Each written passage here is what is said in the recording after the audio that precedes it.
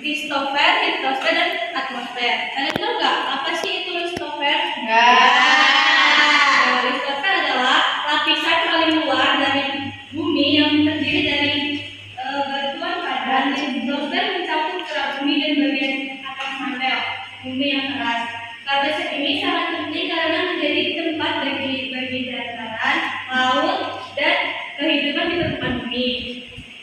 Litosfer terbagi menjadi beberapa lempeng tektonik yang selalu bergerak meskipun sangat lambat. Pergerakan ini menyebabkan gempa bumi, pembentukan gunung, dan aktivitas vulkanik. Hidrosfer itu juga adalah seluruh lapisan air yang terdapat di bumi, di bawah tanah maupun di atmosfer. Hidrosfer mencakup lautan, danau, sungai, air, tanah, es di kutub, dan uap air di udara. Lapisan ini sangat penting untuk kehidupan karena menyediakan air yang dibutuhkan manusia atau makhluk hidup dan membantu mengatur suhu bumi melalui siklus air. Atmosfer adalah lapisan gas yang menyelubungi bumi dan terdiri dari campuran gas seperti oksigen, karbon dioksida, dan uap air. Atmosfer terdiri dari mesosfer, termosfer, dan eksosfer. Nah, adapun karakteristik listosfer itu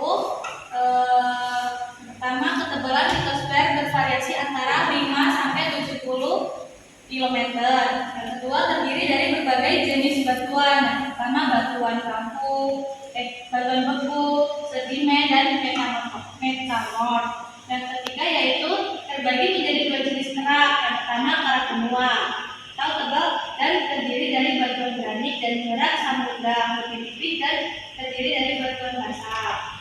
Litosfer berada di atas lapisan atmosfer yang lebih lapis dan umumnya menempel di sekitar. Contoh litosfer itu seperti apa? Tahu.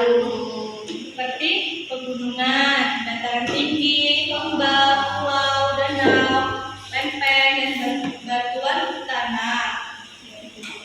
Adapun karakteristik hidrosfer itu menutupi sekitar 71% dari permukaan bumi. Yang kedua, air di hidrosfer dapat berada dalam 3 bentuk. Yang pertama, padat, cair, dan gas. Nah, siklus hidrologi atau siklus air adalah proses berkelanjutan yang melibatkan penguapan, koordinasi, dan berpartisipasi sehingga menjaga keseimbangan air bumi. Peran hidrosfer itu sumber utama air bagi kehidupan, termasuk air minum, irigasi, dan kebutuhan industri. Mengatur suhu bumi melalui proses seperti erupsi dan distribusi panas laut. Karakteristik yang terakhir yaitu atmosfer. Atmosfer adalah lapisan dekat dengan permukaan bumi, tempat kejadian cuaca dan iklim. Kedua, atmosfer terutama terdiri dari nitrogen 78% dan oksigen 21%, serta gas-gas lain dalam jumlah yang lebih kecil berfungsi sebagai pelindung bumi dari radiasi ultraviolet.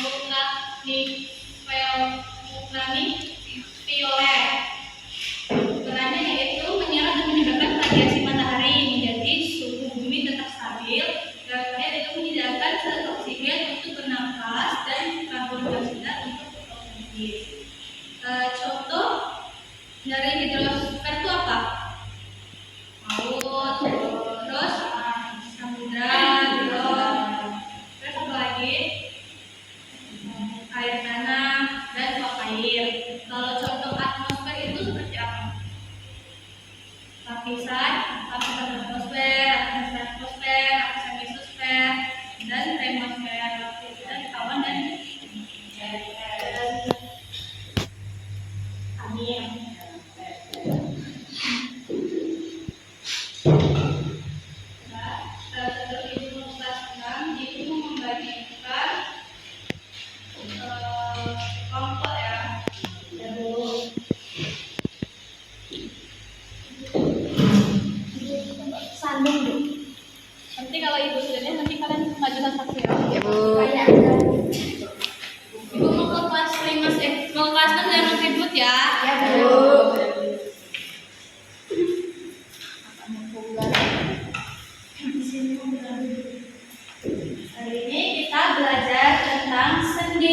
otot dan rangka. Ya, dan saraf. Kalian tahu nggak sendi itu apa? Ya.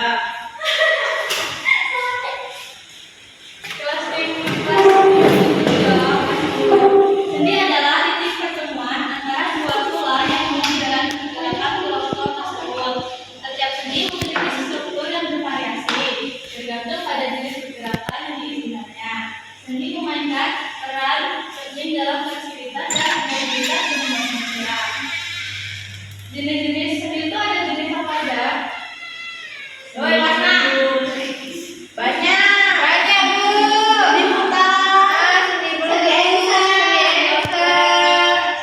sendi hidung ada nggak? Ikut saya ya, sendi sinaptosis, sendi otosis dan diatosis. Contohnya seperti sendi eksa dan beta. Suatu sendi itu tulang rawan melapisi ujung tulang untuk mengurangi gesekan. Kapsul sendi, lapisan pelindung yang mengelilingi sendi. Nah, terakhir itu cairan sinovial atau pelumas di dalam kapsul sendi yang membantu mengurangi gesekan. Otot adalah jaringan yang dapat berkontraksi dan berrelaksasi untuk menggerakkan tubuh. Kerja otot dengan cara berkontribusi, memendam dan bersihin memegang. Yang menyebabkan tulang bergerak melalui perantaran sendi. Ya, jenis-jenis sendi itu apa? Otot deh, otot rangka, otot jantung, otot polos. Nah, otot rangka itu melekat pada tulang dan memungkinkan pergerakan standar. Kalau jantung terdapat pada jantung dan bertugas memompa darah. Kalau otot polos itu terdapat pada organ dalam seperti usus, lambung, dan pembuluh darah. Fungsi otot itu, terakhir itu saraf. Saraf adalah jaringan yang bertugas menyampaikan sinyal atau impulus listrik antar otak, tulang belakang dan bagian tubuh lainnya. Sistem saraf sangat penting untuk mengatur dan mengontrol semua fungsi tubuh, termasuk gerakan, respon terhadap rangsang, dan pengolahan informasi.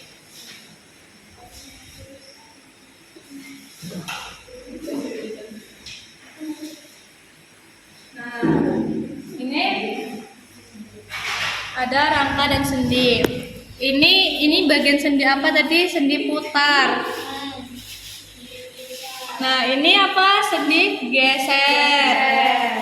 Kalau di tangan ini sendi apa? Sendi pelana. Sendi engsel di mana? Itu ini. Ya, di sini. Sikut. Terus sendi peluru di sini.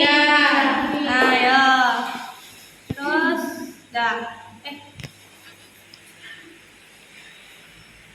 kalau sendi bulung itu di sini. Pergelangan tangan.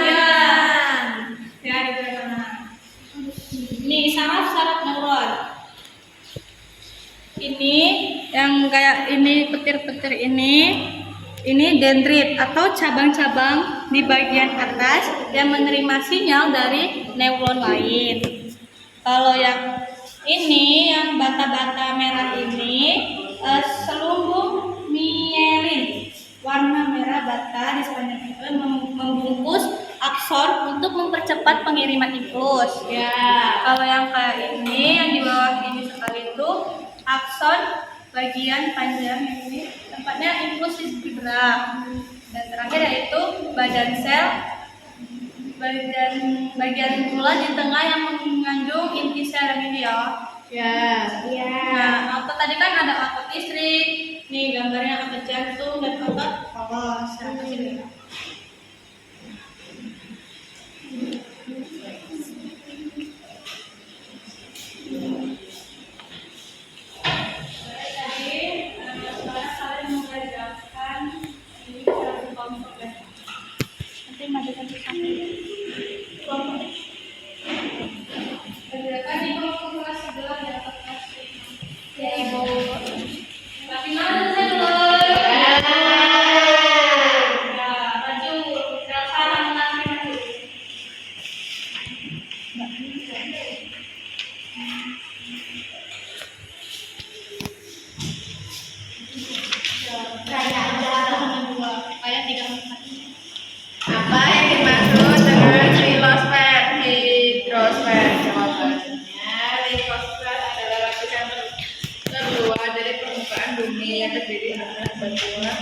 dan mineral. Litosfer meliputi kerak bumi dan bagian paling atas dari mantel bumi yang padat. Litosfer adalah seluruh air yang di permukaan bumi, termasuk laut, sungai, dan air tanah seperti uap air di atmosfer. Yang kedua, jelaskan apa yang dimaksud dengan atmosfer dan sebutkan satu fungsi penting dari atmosfer bagi kehidupan di bumi. Jawabannya, atmosfer adalah lapisan gas yang menyelimuti bumi terdiri atas berbagai macam gas seperti nitrogen, oksigen, dan karbon dioksida. Salah satu fungsi penting atmosfer adalah melindungi bumi dari radiasi berbahaya matahari dan menjaga suhu bumi agar tetap stabil sehingga kehidupan bisa berlangsung. Yang keempat, yang ketiga yaitu bagaimana litosfer mempengaruhi cuaca dan iklim, yaitu melalui bentuk permukaan bumi seperti gunung, lembah, dan daratan. Misalnya gunung dapat mempengaruhi pola angin dan curah hujan, menyebabkan terjadinya fenomena seperti angin gunung dan hujan orografis. Terus yang keempat yaitu mengapa hidrosfer sangat penting bagi kehidupan makhluk hidup di bumi. Hidrosfer sangat penting karena menyediakan air yang dibutuhkan untuk kehidupan semua makhluk hidup. Air dari hidrosfer digunakan oleh tumbuhan, hewan, dan manusia untuk kebutuhan minum, proses fotosintesis, dan menjaga keseimbangan suhu bumi. Yang kelima yaitu sebutkan 3 contoh bentuk muka bumi yang termasuk dalam litosfer, yaitu pegunungan, dataran tinggi, dan lembah. Sekarang udah paham belum tentang materi kita tentang atmosfer, litosfer, hidrosfer, dan atmosfer? Jangan ribet ya, ini mau masuk kelas. Ya Allah. Ayo, gampang maju.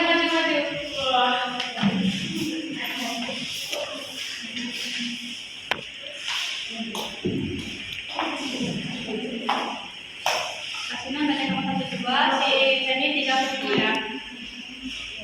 soal yang pertama, kenapa otot disebut sebagai alat gerak aktif? Jelaskan bagaimana otot bekerja saat kita menggerakkan tangan atau kaki. Jawabannya, otot disebut sebagai alat gerak aktif karena otot memiliki kemampuan untuk berkontraksi dan rileks yang memungkinkan terjadinya gerakan. Saat kita menggerakkan tangan atau kaki, otot berkontraksi untuk menarik tulang yang terhubung dengannya melalui tendon. Kontraksi ini menggerakkan tulang dan sendi, sehingga kita bisa melakukan berbagai gerakan. Soal nomor 2, apa yang terjadi pada tulang dan otot kita jika kita kurang berolahraga? Berikan penjelasan dan dampaknya bagi kesehatan. Jawabannya, jika kita kurang berolahraga, tulang dapat menjadi lemah dan rapuh, serta otot bisa mengalami atrofi atau penyusutan. Kurangnya aktivitas fisik menyebabkan massa otot dan kepadatan tulang menurun, yang meningkatkan resiko osteoporosis dan cedera. Selain itu, metabolisme tubuh juga bisa melambat sehingga berdampak buruk bagi kesehatan secara keseluruhan. Oke, nomor 3, jelaskan hubungan antara tulang, otot, dan sendi dalam membantu tubuh kita bergerak. Dan bagaimana ketiga komponen ini saling bekerja sama? Jawabannya yaitu, tulang, otot, dan sendi bekerja sama untuk memungkinkan tubuh bergerak. Tulang bertindak sebagai rangka yang menopang tubuh. Sendi memungkinkan pergerakan antara dua tulang, dan otot yang melekat pada tulang bertugas menariknya saat berkontraksi. Ketika Setelah otot berkontraksi, tulang digerakkan melalui sendi sehingga kita bisa bergerak. Kemudian nomor 4, apa yang akan terjadi jika tubuh kita kekurangan kalsium dan dampak pada sistem paru dan otot? Jawabannya yaitu, jika kita kekurangan kalsium dapat menyebabkan tulang menjadi lemah dan rapuh, meningkatkan resiko osteoporosis pada otot. Kekurangan kalsium dapat menyebabkan kram dan kontraksi yang tidak teratur. Kalsium sangat penting untuk kekuatan tulang dan kontraksi otot, sehingga kekurangannya berdampak buruk bagi kesehatan sistem paru dan otot. Kemudian nomor 5, bagaimana cara menjaga kesehatan tulang dan otot agar tetap kuat dan sehat? Dan sertakan 3 cara yang bisa dilakukan dalam kehidupan sehari-hari. Jawabannya yaitu berolahraga secara teratur, aktivitas seperti jalan kaki, lari, atau angkat beban membantu memperkuat tulang dan otot. Kemudian mengkonsumsi makanan kaya kalsium dan vitamin D seperti susu, keju, dan ikan berlemak untuk mendukung kesehatan tulang. Kemudian menjaga postur tubuh yang baik agar tulang dan otot tidak mengalami ketegangan atau cedera. Terima kasih. Terima kasih presentasi dari teman kalian ya. Sekarang sudah paham belum apa itu tentang apa tadi? Sudah. Dan Sudah, Bu.